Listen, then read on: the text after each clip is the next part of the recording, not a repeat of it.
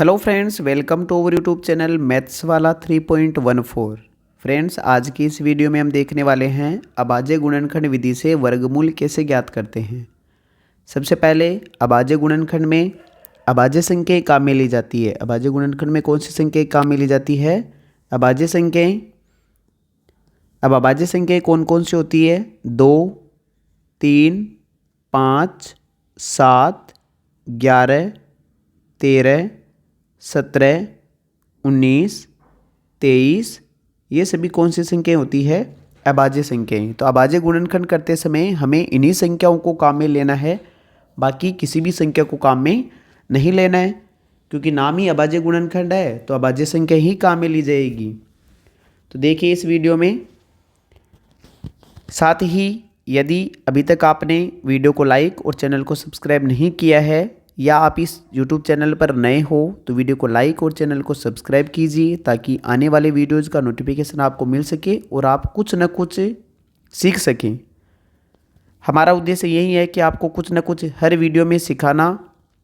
तो आप भी हमारे लिए थोड़ा सा प्रयास कीजिए, वीडियो को लाइक करें, चैनल को सब्सक्राइब कीजिए और करवाएं अपने दोस्तों से भी वीडियो को शेयर करें, ताकि हमें यहाँ मोटिवेशन मिल सके और आपके लिए अच्छे से अच्छा कंटेंट या जो भी कोई टॉपिक है बेसिक मैथमेटिक्स से संबंधित हम आपके लिए लेकर आ सकें। तो देखिए आज की इस वीडियो में हम पढ़ रहे हैं अभाज्य गुणनखंड विधि से वर्गमूल कैसे ज्ञात किया जाता है। तो सबसे पहले हमारे पास एक संख्या है 729। तो 729 का अभाज्य गुणनखंड करना है, तो सबसे पहले हमने लिखा 729। अभाज्य गुणनखंड के लिए एक लाइन इधर ड्रॉ करेंगे, एक लाइन नीचे ड्रॉ करेंगे। अब हमें देखना है कि क्या इस 729 में 2 का भाग जा रहा है। तो 2 की भाजकता का नियम कहता है कि जिन संख्याओं के लास्ट में 0, 2, 4, 6, 8 होगा उनमें 2 का पूरा पूरा भाग जाएगा। आपको ज़्यादा नहीं 2, 3 और 5 की भाजकता का नियम याद रखना है, बाकी तो सभी में लास्ट में भाग चला जाता है। लगभग क्वेश्चन है वो 2, 3, 5 पर पूरे हो जाते हैं। फिर 2 का भाग नहीं जा रहा है तो 3 का देंगे, और 3 कहता है कि अंकों का क्या करो? योग करो। संख्या में अंकों का योग करो। उस अंकों के योग में किसका भाग जाना चाहिए? 3 का। यदि अंकों का योग 3, 6, 9, 12, 15, 18 मतलब 3 के पाड़े वाली संख्या आ रही है, तो ओबियसली उसमें किसका भाग जाएगा? 3 का भाग जाएगा। तो यदि अंकों के योग में 3 का भाग जा रहा है तो पूरी की पूरी संख्या में ही किसका भाग जाएगा? 3 का।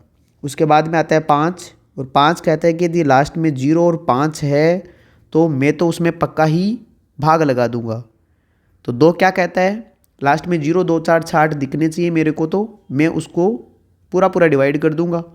3 कहता है कि अंकों का योग यदि मेरे जैसा है, मेरे पाड़े वाली कोई संख्या है, तो मैं उसमें डेफिनेटली उसमें क्या लगा दूंगा? भाग लगा दूंगा पूरा पूरा।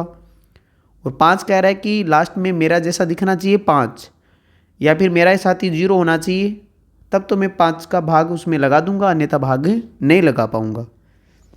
तो हमने देखा यहाँ पर लास्ट में 9 है। लास्ट में क्या है? 9। तो 0, 2, 4, 6, 8 में से कोई संख्या नहीं है, तो इसका मतलब इसमें 2 का भाग तो नहीं जाएगा। अब हम चेक करते हैं किसके लिए? 3 के लिए। अंकों का योग किया, 9 और 2 हो गए 11, 11 और 3 हो गए 18। ये 11 और 7 कितने हो गए? 18। अब भाग लगाते हैं हम। सबसे पहले किसका भाग लगाएं? 3 का। 3 का भाग लगाया 7 में। अब देखिए लसन निकालने का तरीका अलग है, क्योंकि 7, 2 और 9 यदि इनका लसन निकालना होता तो अब अलग मेथड होता है, वो अलग तरीका है। अभाज्य गुणनखंड का अलग तरीका है। 3 का भाग लगाया 7 में, तो 3 एकम 3, 3 दूनी 6, 2 बार चला गया, 1 बच गया। यहाँ से 1 यहाँ से बच गया, आगे से 2 आ गया, 1 और 2 कितने हो गए? 12। अब 12 में 3 का भाग लगाएंगे तो कितनी बार जाएगा? 4 बार। पूरा पूरा चला गया। आगे से 9 आया, और 9 में भाग लगाया हमने कितनी? 3 बार, क्योंकि 3 का भाग 9 में लगाते हैं तो कितनी बार जाता है? 3 बार। तो जब 3 का भाग 729 में लगाएंगे तो कितनी बार जाएगा? 243 बार। सर ये आपने डायरेक्ट कैसे किया है? तो डायरेक्ट नहीं किया है। यदि आप डायरेक्ट नहीं कर पा रहे हो तो इस प्रकार आप पूरा भाग लगा सकते हो 729 में। एक बार मेरी लैंग्वेज को पकड़े कि जैसे मैंने यहाँ कहा है कि 3 का भाग लगाते हैं 7 में, तो यहाँ पर भी 3 का भाग लगाएंगे 7 में, कितनी बार जाएगा? 2 बार, और 6 आ गया। तो ये जो 2 लिखा है मैंने, यहाँ लिखा है ये 2, ये रहा 2। अब जो मैंने कहा है कि ऊपर एक बचा है वो ये एक बचा है, ये एक बच गया और आगे से कितना आ गया 2, तो ये जो 12 बचा है वो इस प्रकार बचा है। यहाँ पर जो मैंने 12 लिखा है वो ये वाला 12 है। आगे 3 का भाग 12 में लगाएंगे तो 4 बार जाएगा। अब 12 में से 12 को घटाएंगे तो 0 बचेगा और यहाँ से आगे से कितना आ जाएगा 9। अब 3 का भाग लगाएंगे 9 में तो कितनी बार जाएगा 3 बार। आप इस प्रकार भी कर सकते हो, लेकिन इस प्रकार आपका टाइम है वो क्या होगा, ज़्यादा वेस्ट हो जाएगा। तो इस प्रकार आप डायरेक्ट करने की कोशिश करें। अब देखिए 4 और 3 7, 7 और 2 9, वापस किसका भाग जा रहा है 3 का। ये भी ध्यान रखिए वर्गमूल निकालते समय यदि कोई एक संख्या एक बार आ गई है तो दूसरी बार आएगी ही आएगी। यदि कोई संख्या सेम 3 बार आ रही है तो वो 4 बार आएगी। ये फिक्स आपको चेक करने की आवश्यकता नहीं है। 3 का भाग लगाया 2 में तो जाएगा नहीं, तो 24 में जाएगा कितनी बार 8 बार, और फिर 24 में पूरा चला गया। 3 आया, 3 में कितनी बार गया 1 बार। अब 81 में हमें पता है 3 का भाग जाता है कितनी बार 27 बार। फिर 3 का भाग लगाएंगे 9 बार, फिर 3 का भाग लगाएंगे 3 बार, और फिर 3 का भाग लगाएंगे 1 बार। तो यहाँ से 729 के जो अभाज्य गुणनखंड वो कितने आ गए, तो 729 को मैं क्या लिख लेता हूँ यहाँ पर, 729 बराबर हो जाएगा 3 गुणा 3 गुणा 3 गुणा 3 गुणा 3 गुणा 3। अब वर्गमूल निकालने के लिए हमें क्या करना है, इधर वर्गमूल निकाल लिख देना है और इधर भी वर्गमूल का क्या लगा देना है चिन्ह। वर्गमूल का मतलब होता है यदि कोई अंदर दो दो संख्या एक जैसी जोड़ा बना रही है तो उनमें से एक संख्या को कहाँ निकालना बाहर, फिर गुणा यहाँ से भी एक संख्या बाहर आ जाएगी, गुणा यहाँ से भी एक संख्या बाहर। 3 जोड़े बने थे इसलिए 3 संख्या बाहर आ गई और 3 को 3 से गुणा किया 9 9 3 27। तो 729 का जो वर्गमूल है वो कितना आ जाएगा 27। तो इस प्रकार हमें अभाज्य गुणनखंड विधि द्वारा क्या निकालना है, वर्गमूल निकालना है। वर्गमूल निकालने की एक विधि और है भाग विधि, वो मैं आपको नेक्स्ट वीडियो में बताऊंगा। अब आगे संख्या लेते हैं हम 400। 400 सबसे पहले 400 में इकाई 0 है तो 0 में किसका भाग जा रहा है 2 का भाग जाएगा। 2 का भाग देने का मतलब होता है संख्या को आधा करना। आधा करेंगे 400 का आधा कितना हो जाएगा 200। फिर 2 का भाग जा रहा है क्योंकि लास्ट में 0 आ रहा है तो 2 का भाग देंगे 100 बार। फिर 2 का भाग लगाया 50 बार।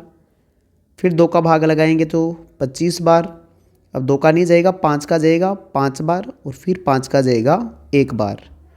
तो यहाँ से 400 के जो अभाज्य गुणनखंड है वो कितने आ गए 2 गुणा 2 गुणा 2 गुणा 2 गुणा 5 गुणा 5।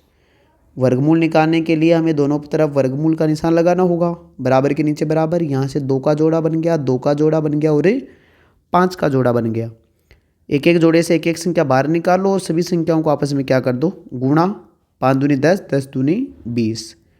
तो जो 400 का वर्गमूल है वो कितना आ जाएगा 20। वर्गमूल का मतलब होता है ऐसी कौन सी संख्या है जिसको उसी संख्या से गुणा करने पर प्राप्त संख्या आ जाए। जैसे 400 है तो 400 को ऐसी कौन सी दो संख्याओं सेम संख्याओं से गुणा किया जाए ताकि 400 आ जाए। तो 20 को 20 से गुणा करने पर कितना आता है 400। अब एक आगे संख्या दे रखी है 1764। 1764 तो यहाँ से लिख लेते हैं 1764। इकाई अंक 4 है तो इसका मतलब ओबियसली इसमें 2 का भाग जाएगा। 2 का भाग 1 में तो नहीं जा रहा तो 17 में देंगे। 17 में कितनी बार जाएगा 8 बार, क्योंकि 8 दूनी 16 हो गया। अब 17 में से 16 को घटाएंगे तो कितना बचेगा 1, और आगे से ये 6 आ जाएगा तो 6 कितना हो जाएगा 16 हो जाएगा। फिर वापस कितनी बार जाएगा 8 बार, पूरा पूरा चला गया 16 में। फिर आगे से 4 आएगा, ये वाला 4 आएगा, और 4 में कितनी बार जाएगा 2 बार। आप ये तरीका यदि नहीं आ रहा है तो एक बार आप वैसे भी कर सकते हो। बाकी ये सबसे बेनिफिट इसी में रहेगा, आपको टाइम कम लगेगा इस तरीके में। लास्ट में 2 आ रहा है तो फिर 2 का भाग दिया, 4 में गया 8 में गया 4 बार, फिर 4 बार और फिर 1 बार। अब 2 का भाग नहीं जाएगा, अब किसका जाएगा इसमें 4 4 8 और 1 9। 9 हो रहा है अंकों का योग तो 3 का भाग जाएगा इसमें। 3 का भाग 4 में लगाया तो 3 एकम 3, 1 बार 3 आया नीचे। या आपको दिमाग में कैलकुलेशन सारी दिमाग में करनी है। 3 का भाग 4 में लगाया तो 1 बार गया 3 आया, 3 एकम 3, 4 में से 3 को घटाया तो 1 बच गया। 1 बच गया, आगे से ये 4 आया, 1 और 4 कितने हो गए 14। 14 में भाग लगाएंगे तो जो हो जाएगा 4 3 12, फिर घटाएंगे तो 2 बचेगा, आगे से ये 1 आ जाएगा 21 हो जाएगा। 21 में कितनी बार जाएगा 7 बार। वापस 3 का भाग लगाएंगे क्योंकि योग हो रहा है कितना 12। 3 का भाग लगाएंगे तो 4 × 12, फिर हो जाएगा 9 × 27।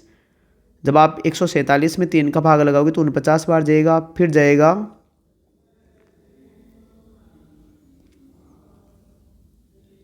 अब जाएगा 49 में 7 का 7 बार, और फिर 7 का जाएगा कितनी बार 1 बार। तो यहाँ से 1764 के जो अभाज्य गुणनखंड है वो क्या क्या आ गए 2 × 2 × 3 × 3 × 7 × 7। वर्गमूल के लिए दोनों तरफ पर क्या लगा देते हैं सिंबल। वर्गमूल का सिंबल यहाँ से 2 का जोड़ा, 3 का जोड़ा और 7 का जोड़ा। तो एक एक संख्या को 12 निकाल लेते हैं और गुणा कर देते हैं किससे 7 से। 7 21, 21 एकम 21, 21 दूना 42। तो फाइनल आंसर कितना आ जाएगा 42। तो यहाँ से मैंने 3 क्वेश्चन मैंने किए हैं। चौथा क्वेश्चन आपको खुद को अपने हिसाब से करके कमेंट बॉक्स में आंसर देना है कि सर इसका आंसर इतना आना है। बाकी मैं आपको नेक्स्ट वीडियो में बताऊंगा। वीडियो अच्छा लगा है तो वीडियो को लाइक और चैनल को सब्सक्राइब कीजिए, अपने दोस्तों के साथ शेयर करें और हमें मोटिवेशन देते रहें ताकि हम आपके लिए अच्छे से अच्छा कंटेंट लेकर आए। वीडियो को लास्ट तक देखने के लिए धन्यवाद।